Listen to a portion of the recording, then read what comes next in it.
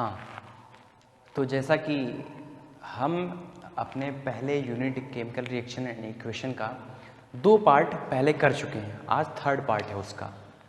तो आज के वीडियो में हम क्या क्या कवर करने वाले हैं। पहला तो टॉपिक हम कवर करेंगे वो है टाइप्स ऑफ केमिकल रिएक्शंस, रासायनिक अभिक्रिया के प्रकार के बारे में अध्ययन करेंगे। और दूसरा है हमारा ऑक्सीडेशन एंड रिडक्शन के बारे में अध्ययन करेंगे, उपचयन अपचयन के बारे में अध्ययन करेंगे। और इसके बाद हम डेली लाइफ रिडॉक्स रिएक्शन जैसे रेंसिडिटी और कोरोजन इनके बारे में अध्ययन करेंगे। तो ये सारे टॉपिक्स आज की वीडियो लेक्चर में हम कवर करेंगे। लेकिन उससे पहले, वीडियो लेक्चर कवर करने से पहले आपको एक बात बता दें, आज 1 मई है, 1 मई है, तो आज है अंतर्राष्ट्रीय मजदूर दिवस। किसी कवि ने क्या खूब कहा है कि जमी से आसमां तक का मैं जीना देख लेता हूँ, जगत की मुद्रिका का मैं नगीना देख लेता हूँ, वहीं पर स्वर्ग मिल जाता, वहीं आराध्य मिल जाते, जहाँ मजदूर का बहता पसीना देख लेता हूँ। तो सभी को अंतर्राष्ट्रीय मजदूर दिवस की हार्दिक बधाई, जिन्होंने हमारे देश की अर्थव्यवस्था में बहुत ही खासा योगदान दिया है। और इसी के साथ साथ आइए हम अपना 3rd पार्ट का पहला लेक्चर स्टार्ट करते हैं, जो कि है टाइप्स ऑफ केमिकल रिएक्शंस। तो टाइप्स ऑफ केमिकल रिएक्शन में हम क्या देखते हैं कि रासायनिक अभिक्रिया के कितने प्रकार होते हैं। तो कुछ रासायनिक अभिक्रिया के प्रकार का अध्ययन हम यहाँ करेंगे। जैसे पहला हम पढ़ेंगे कॉम्बिनेशन रिएक्शन, संयोजन अभिक्रिया किसे कहते हैं।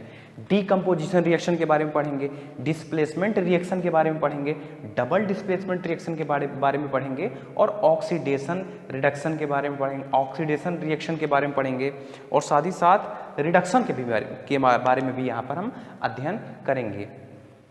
तो हमारा जो पहला है वो है कॉम्बिनेशन रिएक्शन, संयोजन अभिक्रिया। तो संयोजन अभिक्रिया किसे कहते हैं।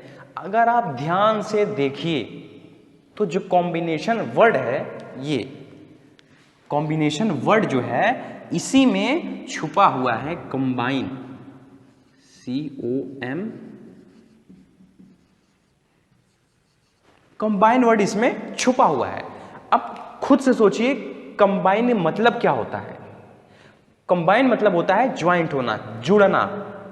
मतलब क्या, मतलब हमारे पास 2 या 2 से ज्यादा एलिमेंट रहेंगे और जब वो रिएक्ट करेंगे तो वो पूरी तरीके से जुड़ जाएंगे। मतलब ये कि वे अभिक्रियाएं जिनमें 2 या 2 से अधिक पदार्थ संयोग करके एक सिंगल सब्सटेंस, अकेला पदार्थ बनाते हैं, तो ये अभिक्रिया संयोजन अभिक्रिया कहलाती है। अगर हम देखें A + B + C gives ABC।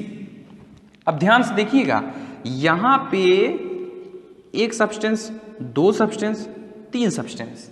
हमने क्या कहा था, 2 या 2 से अधिक पदार्थ। यहां पे 1 है, 2 है, 3 है। पहली बात तो 2 भी है और 2 से अधिक भी है। तो 2 या 2 से अधिक पदार्थ आपस में कंबाइन होके एक नया सब्सटेंस, सिंगल्टन सब्सटेंस बना देते हैं, सिंगल्टन सब्सटेंस बना देते हैं। तो इसी रिएक्शन को हम क्या कहते हैं, कॉम्बिनेशन रिएक्शंस कहते हैं। अब ये जो कॉम्बिनेशन रिएक्शन होती है, ये एलिमेंट के बीच में भी हो सकती है, एलिमेंट कंपाउंड के बीच में भी हो सकती है, और कंपाउंड के बीच में भी हो सकती है। क्या, एलिमेंट के बीच में भी हो सकती है, कंपाउंड के बीच में भी हो सकती है, एलिमेंट कंपाउंड के बीच में भी हो सकती है। तो आइए कुछ एग्जांपल देख लेते हैं। अब जैसे एलिमेंट के बीच में कैसे होगा, एलिमेंट के बीच में हमारा कॉम्बिनेशन रिएक्शन कैसे होगा। जैसे हमारे पास एक एलिमेंट है कार्बन है ये, और दूसरा है ऑक्सीजन। ये आपस में संयोग करके, कंबाइन करके क्या बनाते हैं भाई, CO2 बनाते हैं। ये क्या है, कार्बन डाइऑक्साइड है, कार्बन डाइऑक्साइड। देखिए हमारा डेफिनेशन क्या कह रहा था, जब दो या दो से अधिक पदार्थ आपस में कंबाइन होकर संयोग करके एक एकल पदार्थ बनाते हैं तो इसी अभिक्रिया को संयोजन अभिक्रिया कहते हैं। अब यहां पे ध्यान से देखिए, C कार्बन है, O2 ऑक्सीजन है, दो सब्सटेंस आपस में मिल रहे हैं और एक नया सब्सटेंस प्रोड्यूस कर रहे हैं। और जब देखिए अब कार्बन भी एलिमेंट है, ऑक्सीजन भी एलिमेंट है, तो ये किसका एग्जांपल हुआ, एलिमेंट एलिमेंट आपस में संयोग कर सकते हैं।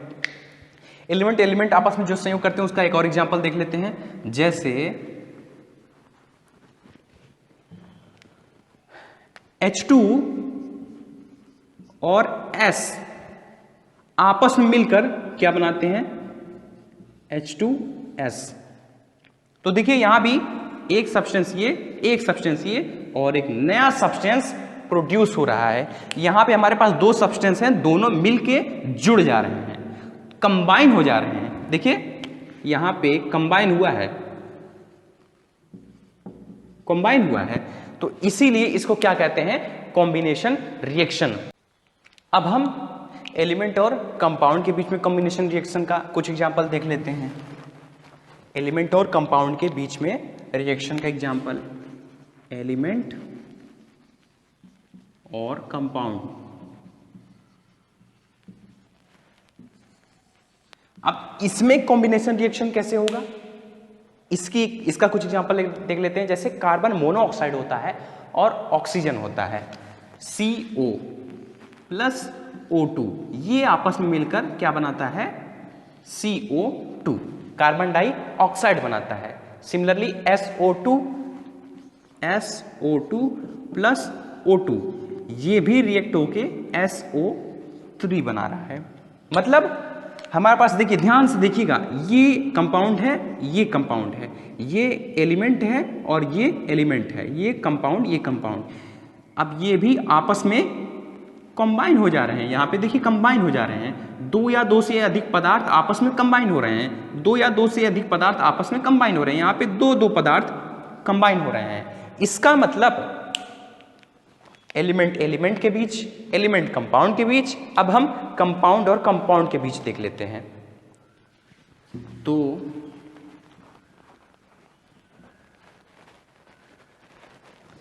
कंपाउंड और कंपाउंड के बीच में कॉम्बिनेशन रिएक्शन।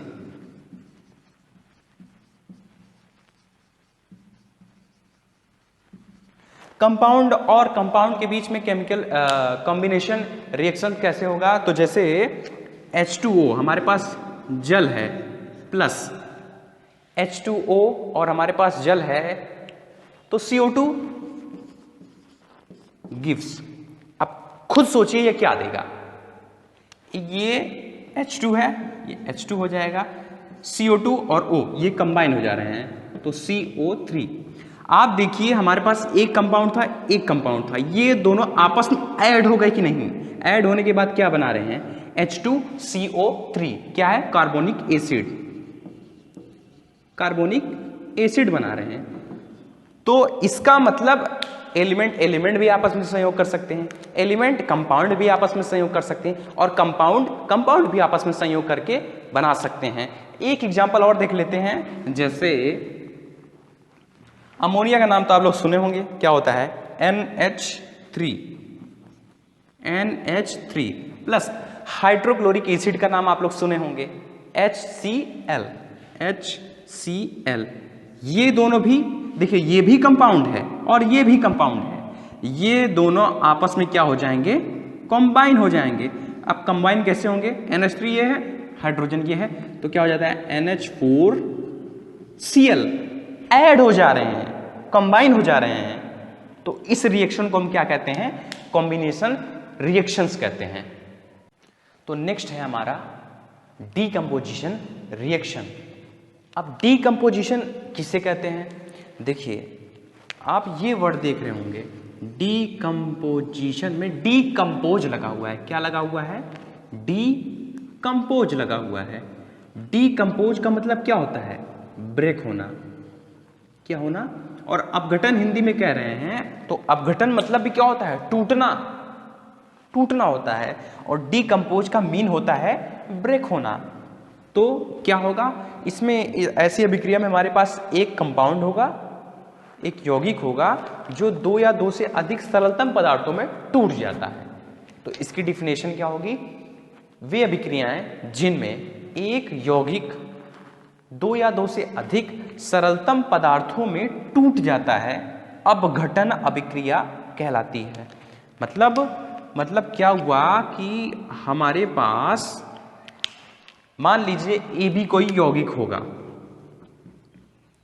तो ये कैसे भी करके अगर A प्लस बी एक कंपाउंड है तो 2 या 2 से अधिक सरलतम पदार्थों में अगर टूट जा रहा है तो ऐसी अभिक्रिया को हम डीकंपोजिशन रिएक्शन कहते हैं।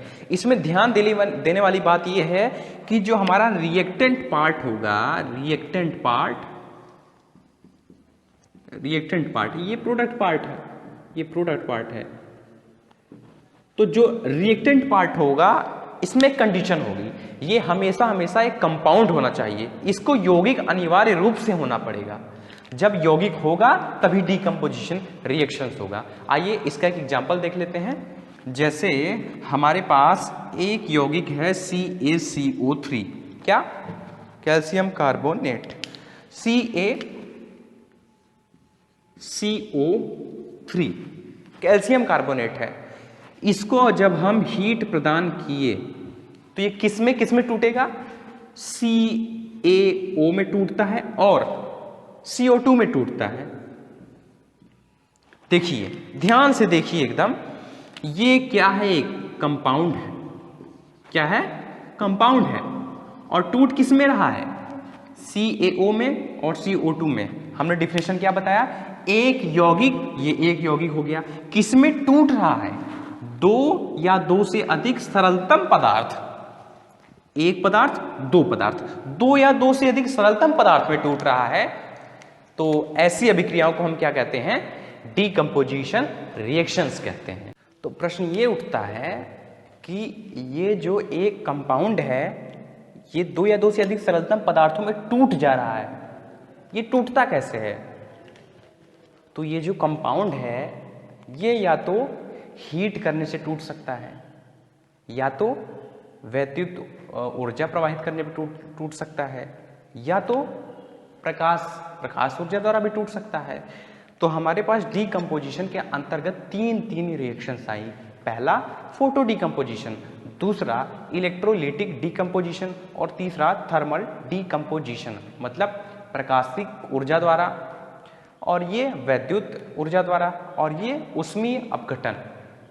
तो आइए हम सबसे पहले अध्ययन करते हैं फोटो डीकंपोजिशन। Photo decomposition.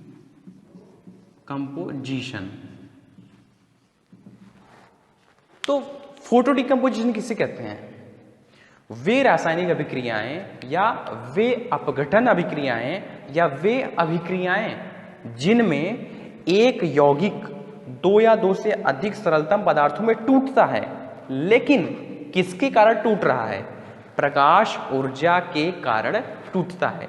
तो इसकी डिफिनेशन क्या हो जाएगी, वे अभिक्रियाएं, इसको लिख नहीं रहे हैं, लिख लीजिएगा कि वे अभिक्रियाएं जिनमें जो अपघटन होता है वो प्रकाशिक ऊर्जा के कारण होता है। एक यौगिक 2 या 2 से अधिक सरलतम पदार्थों में प्रकाशिक ऊर्जा के कारण टूटता है, तो ऐसी अभिक्रिया फोटो डीकंपोजिशन कहलाती है। जैसे, और ये जान रहे हैं, इसका एग्जाम्पल आप जानते होंगे, जैसे AgCl होता है, AgCl होता है। तो हमारा AgCl किस में टूट जाता है, Ag में टूटता है प्लस Cl2 में टूटता है। बैलेंस है, नहीं है, इसको कर लेते हैं। चलिए, तो ये टूटता कैसे है, ये टूटता कैसे है, प्रकाशिक ऊर्जा के कारण। तो यहाँ पे आप Hν भी लिख सकते हैं। क्यों, देखिए जो प्रकाशिक ऊर्जा होती है उसमें Hν एनर्जी होती है, तो इसलिए आप यहाँ पे Hν लिख सकते हैं। तो हमारा सोडियम क्लोराइड है, हमें क्या क्या मिल रहा है, Ag मिल जा रहा है और क्लोरीन मिल जा रहा है।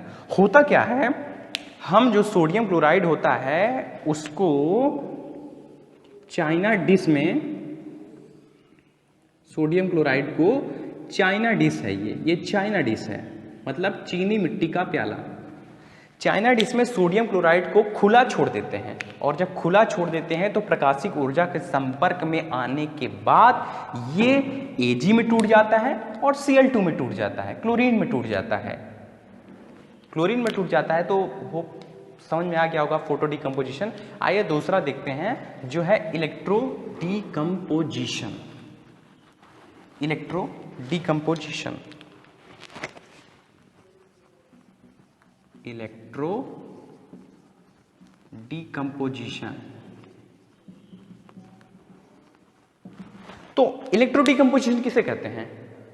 वे रासायनिक अभिक्रिया जिसमें एक यौगिक वैद्युत प्रवाह के कारण दो या दो से अधिक सरलतम पदार्थों में टूट जाता है, तो ऐसी अभिक्रिया को हम क्या कहते हैं? Electro decomposition. इसका एग्जांपल हम देख लेते हैं। जैसे हमारे पास गलित सोडियम क्लोराइड होता है। क्या होता है? गलित सोडियम क्लोराइड होता है। इसमें जब हम इलेक्ट्रो डिकम्पोजिशन कराते हैं तो ये किसमें टूट जाता है? सोडियम में टूट जाता है और क्लोरीन में टूट जाता है। तो ये क्या हो जाएगा? 2NaCl हो जाएगा और 2Na हो जाएगा। मतलब गलित सोडियम क्लोराइड को जब हम इलेक्ट्रो वैद्युत प्रवाह के उपस्थिति में ले जाते हैं या NaCl में से जब वैद्युत प्रवाह करवाते हैं तो वो सोडियम में टूट जाता है और क्लोरीन में टूट जाता है। देखिए यहाँ भी क्या हो रहा है? एक कंपाउंड है वो दो या दो से अधिक सरलतम पदार्थों में टूट जा रहा है। तो ये किसका एग्जाम्पल है? हमारा इलेक्ट्रोलिटिक डिकम्पोजिशन। अब हमारा डिकम्पोजिशन रिएक्शन के अंतर्गत जो लास्ट है वो है थर्मल डिकम्पोजिशन। अब थर्मल डिकम्पोजिशन ये क्या होता है? ये थर्मल डिकम्पोजिशन, ऊष्मीय अपघटन। थर्मल वर्ड ही जो यूज होता है वो ऊष्मा के संदर्भ में होता है। ये जो थर्मल वर्ड होता है, थर्मामीटर सुने होंगे आप, तो थर्मल वर्ड ऊष्मा के लिए ही यूज होता है। थर्मल वर्ड ऊष्मा के लिए यूज होता है। तो सोचिए थर्मल डिकम्पोजिशन क्या होगा? तो ऐसी रासायनिक अभिक्रिया या ऐसी अपघटन अभिक्रिया जिसमें एक यौगिक दो या दो से अधिक सरलतम पदार्थों में टूटता है, लेकिन किसके उपस्थिति में? ऊष्मा की उपस्थिति में। जैसे जब हम अपघटन अभिक्रिया का एग्जाम्पल देख रहे थे तो उसमें जो एग्जाम्पल देखे थे हम, क्या देखे थे? कैल्शियम क्लोराइड था, CaCO3 था। ये किसमें टूट रहा था? CaO में टूट रहा था और CO2 में टूट रहा था। और कब टूट रहा था? जब हम इसको हीट प्रदान कर रहे थे, हीट प्रदान कर रहे थे। यहां भी क्या था? हमारे पास ये एक कंपाउंड है और ये दो सरलतम सब्सटेंस है, दो सरलतम पदार्थों में टूट जा रहा है। तो ये किसका एग्जांपल है? हमारा thermal decomposition. Decomposition reaction in our body, human body में भी डिकम्पोजिशन रिएक्शन होता है। बिल्कुल हाँ, हमारे अपने बॉडी में भी डिकम्पोजिशन रिएक्शन होता है। होता है क्या? जब हम आलू के समान, गेहूं के समान, चावल के समान, इन सभी चीज़ों को खाते हैं तो इन सब चीज़ों में उपस्थित स्टार्च अपघटित होकर सरल शर्कराएं बना देते हैं और प्रोटीन अपघटित होकर एमिनो अम्ल बनाते हैं। मतलब हमारे बॉडी में भी डिकम्पोजिशन रिएक्शंस होता है। तो इसको आप अपने नोट्स में इंक्लूड कर लीजिए कि जब हम गेहूं, चावल या आलू के समान भोजनों को खाते हैं तो उनमें उपस्थित स्टार्च अपघटित होकर शरीर में ग्लूकोज के समान सरल शर्कराएं बनाते हैं और प्रोटीन अपघटित होकर एमिनो अम्ल का निर्माण करते हैं। तो नेक्स्ट है हमारा डिस्प्लेसमेंट रिएक्शन, विस्थापन अभिक्रियाएं। अब विस्थापन, डिस्प्लेसमेंट मतलब डिस्प्लेस कर देना। डिस्प्लेसमेंट में ये वर्ड जुड़ा है, देखिए डिस्प्लेसमेंट में ये वर्ड जुड़ा है क्या? डिस्प्लेस कर देना, करना। डिस्प्लेस कर देना मतलब उसका स्थान ले लेना। मतलब इसमें क्या होगा, एक एलिमेंट होगा जो कंपाउंड में से, इस सबसे पहली बात तो ये है कि ऐसी रिएक्शन में एक कंडीशन होगी, इसमें एक एलिमेंट होना चाहिए और एक कंपाउंड होना चाहिए। तो इस अवस्था में क्या होगा, जो एलिमेंट वाला मेटल होगा ये कंपाउंड वाले मेटल का स्थान ले लेगा, कंपाउंड वाले मेटल में से स्थान ले लेगा। तो ऐसी रिएक्शन को हम क्या कहेंगे, डिस्प्लेसमेंट रिएक्शन। आइए डिफिनेशन देख लेते हैं। वे अभिक्रियाएं जिनमें एक तत्व यौगिक में दूसरे तत्व का स्थान ले लेता है, तो ऐसी अभिक्रियाएं डिस्प्लेसमेंट रिएक्शन कहलाती हैं। जैसे A प्लस BC है, वो गिव्स, अब देखिए यहाँ पे A जो है वो B का स्थान ले रहा है।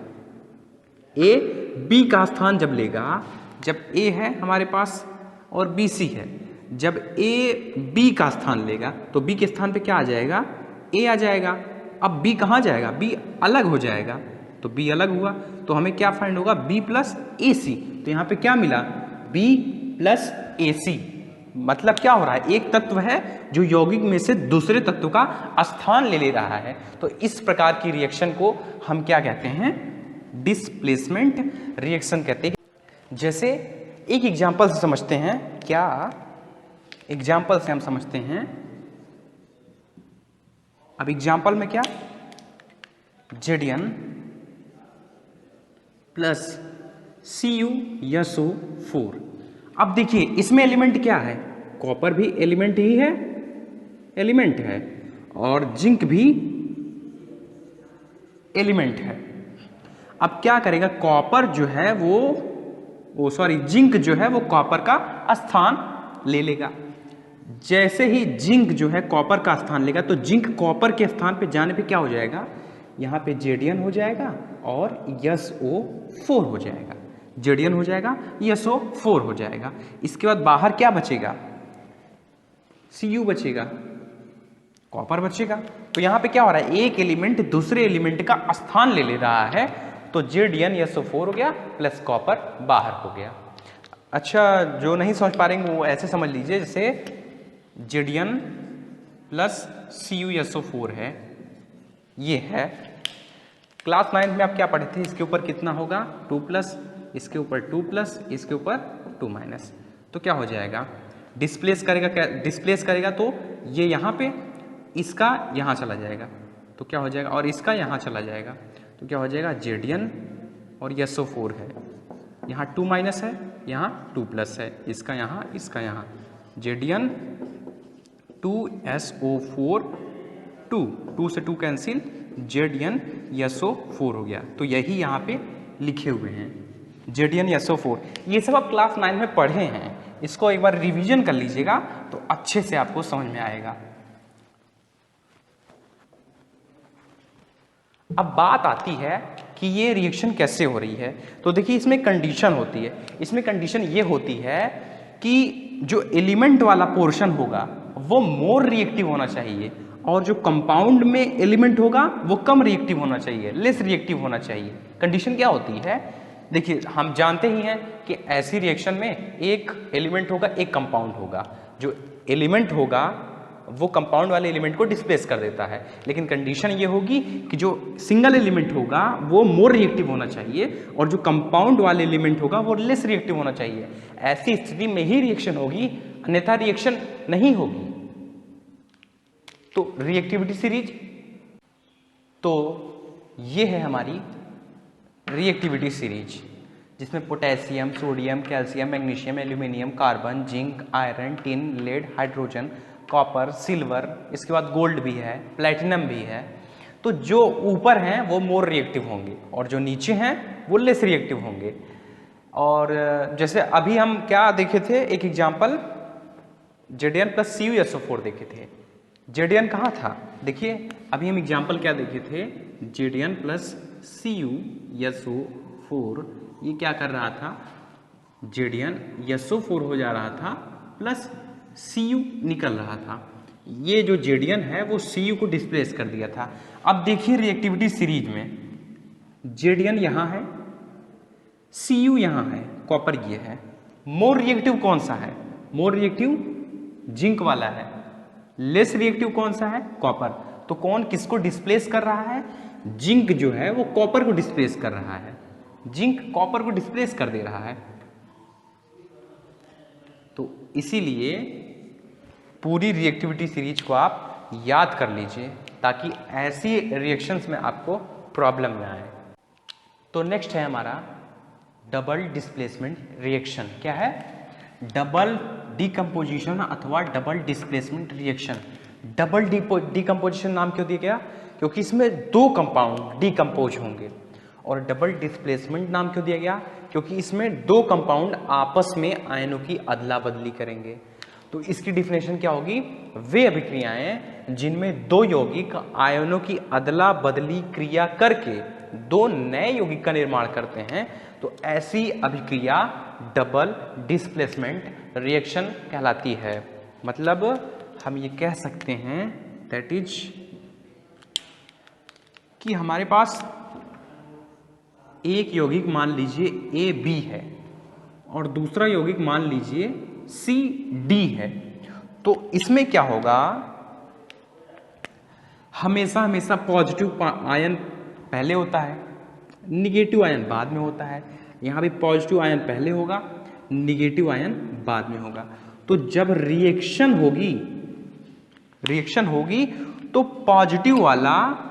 पॉजिटिव वाला हमेशा हमेशा निगेटिव वाले के साथ हो जाएगा और इधर जो निगेटिव है और इधर पॉजिटिव है ये साथ साथ हो जाएंगे। तो हमें फाइंड क्या होगा? ए डी के साथ हो जाएगा। तो बनेगा क्या? ए डी और फिर बी सी के साथ हो जाएगा। तो क्या बनेगा? B C. मतलब क्या? आयनों की अदला बदली क्रिया द्वारा यहां पे रिएक्शन होगा। अब देखिए इसमें एक जरूरी बात है, जब डबल डिस्प्लेसमेंट या डबल डीकम्पोजिशन रिएक्शन होती है जिसे द्विक विस्थापन अभिक्रिया कहते हैं, तो इसमें दो चीज अनिवार्य रूप से बनती है। क्या? या तो सब्सटेंस, इधर वाला सब्सटेंस न्यूट्रल होगा या तो प्रिसिपिटेट सब्सटेंस होगा। मतलब प्रिसिपिटेट मतलब अवक्षेप, झाग वाला सब्सटेंस होगा। तो इसका मतलब इसके अंतर्गत हमें दो प्रकार की अभिक्रियाएं पढ़नी पड़ेगी। क्या? प्रिसिपिटेट रिएक्शन और न्यूट्रलाइजेशन रिएक्शन। तो आइए अब हम पढ़ते हैं प्रिसिपिटेट रिएक्शन और न्यूट्रलाइजेशन रिएक्शन। तो प्रेसिपिटेट रिएक्शन और न्यूट्रलाइजेशन रिएक्शन में से सबसे पहले हम क्या पढ़ते हैं? Neutralisation reaction. न्यूट्रलाइजेशन रिएक्शन में क्या होता है? देखिए है तो डीकम्पोजिशन रिएक्शन ही, इसका मतलब यहाँ भी आयनों की अदला बदली ही होगी। अब आयनों की अदला बदली किस प्रकार होती है? हमारे पास दो कंपाउंड होते हैं A B plus C D. जो नया बनता है, देखिए ये प्लस ये माइनस, ये प्लस ये माइनस, जो आगे होगा वो पक्का पॉजिटिव ही होगा, लेकिन कितने पॉजिटिव होता है वो आपको जानने की जरूरत है, और बाद वाला निगेटिव होगा। तो क्या होता है कि जो पॉजिटिव वाला होता है ये निगेटिव वाले के साथ जुड़ जाता है, और ये जो निगेटिव वाला है ये पॉजिटिव वाले के साथ जुड़ जाएगा। तो ये पॉजिटिव वाला निगेटिव के साथ जुड़ा तो क्या बनाया? ए डी प्लस ये निगेटिव वाला इस पॉजिटिव के साथ जुड़ा तो क्या बनाया? B C. अब देखिए यहाँ पे समझने वाली बात क्या है जानते हैं? ये जो दो सब्सटेंस हमको मिल रहे हैं इसमें से एक ना एक न्यूट्रल होगा, न्यूट्रल सब्सटेंस होगा। जब इनमें से एक न्यूट्रल सब्सटेंस होगा तो यही रिएक्शन क्या कहलाएगी? Neutralisation reaction. अर्थात वह द्विक विस्थापन अभिक्रिया जिसमें आयनों की अदला बदली द्वारा रिएक्शन होने पर एक न्यूट्रल सब्सटेंस प्राप्त होता है, तो ऐसी रासायनिक अभिक्रिया को हम न्यूट्रलाइजेशन रिएक्शंस कहते हैं। आइए एक एग्जाम्पल देखते हैं, एग्जाम्पल के मदद से हम समझते हैं। आप लोग एक काम जरूर कीजिएगा, ये पूरा नोट्स बनाते रहिएगा, पूरा का पूरा नोट्स बनाते रहेगा। हम आपको पूरा मटेरियल दे भी रहे हैं, जरूरत पड़ी तो पूरा नोट्स हम वेबसाइट पे अपलोड कर देंगे। आप वेबसाइट www.rajendra college.com पर जाकर नोट्स को फाइंड कर सकते हैं, लेकिन ज़रूरत पड़ने पर तब तक के लिए आप इससे ही नोट्स बनाते रहिए। तो एग्जाम्पल हम देख लेते हैं। एग्जाम्पल जैसे NaOH का नाम आप लोग सुने होंगे, NaOH प्लस HCl का नाम सुने होंगे, HCl गिव्स। अब देखिए हमारे पास दो कंपाउंड है, अब रिएक्शन कैसे होगी? हम क्या बोले थे, जब दो कंपाउंड आपस में जुड़ेंगे तो पक्का डबल डिस्प्लेसमेंट रिएक्शन होगी। अब डबल डिस्प्लेसमेंट रिएक्शन हो रही है तो सबसे पहले हम इसके ऊपर आयन लिख देते हैं। नियम क्या है, सबसे पहले इस पे आयन लिख दिया करिए।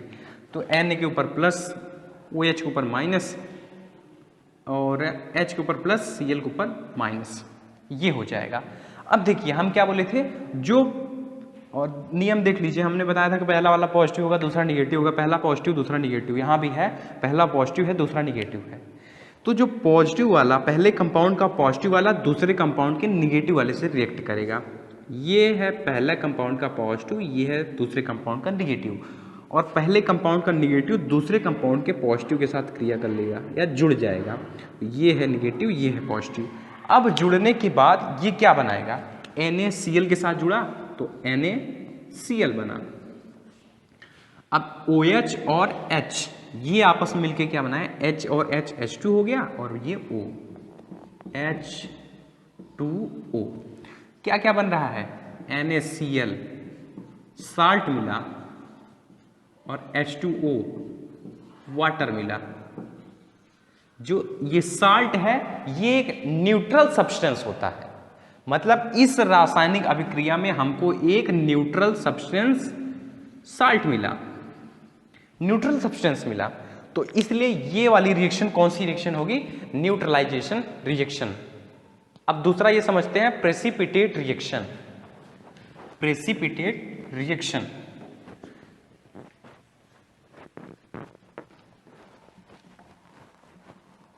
प्रेसिपिटेट रिएक्शन सब्सक्राइब करते चलिएगा चैनल, लोगों के पास शेयर करते चलिएगा। दूसरा क्या पढ़ेंगे हम, प्रेसिपिटेट रिएक्शन।